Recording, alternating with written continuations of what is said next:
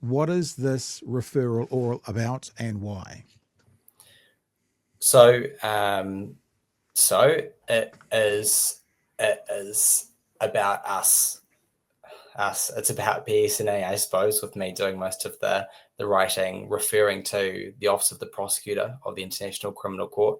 It's at least those 6 individuals. It's trying to deal with what we understand to be the issues of New Zealand complicity, if I could put it that way, or likely New Zealand complicity in the commission of atrocity crimes by Israel. And so that extends to political support. It extends to Raycon and Rocket Lab, and the likely significant support that we believe that they're giving to Israel. That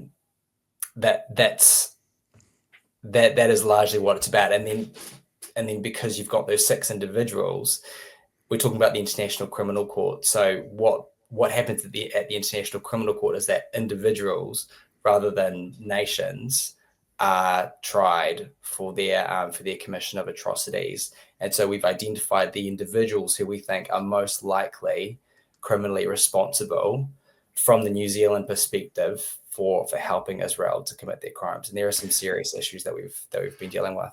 Okay, so when you say criminally liable, obviously that implies an action that can be judged criminal or not. What are the actions you're talking about, especially for the ministers? We'll get onto the company shortly, but for the ministers, what have they done that you believe to be criminally liable for this?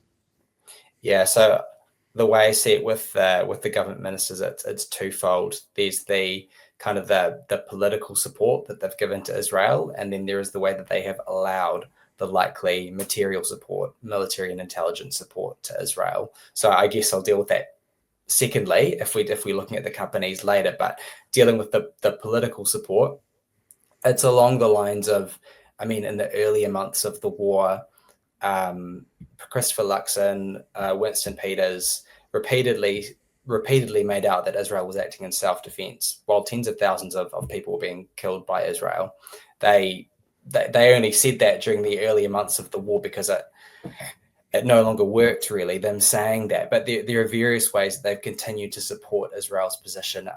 One thing in particular that Christopher Luxon did a number of times was that he made out that it wasn't possible for Israel to cease its violence via a ceasefire. He said a number of times that a ceasefire would require Hamas to take certain actions like disarming. And in his joint statements with the leaders of Australia and Canada, he said, he said that Hamas must disarm. A ceasefire cannot be one-sided. And that's just not true at all. There was no justification for Israel to continue its violence. They were ordered by the International Court of Justice to stop. Just as Christopher Luxon said unconditionally, the hostages held by Hamas must be released, he should have said unconditionally that Israel had to stop its violence, which we knew was genocidal. He gave them license to continue. That's one of those kinds of issues that we deal with the political support.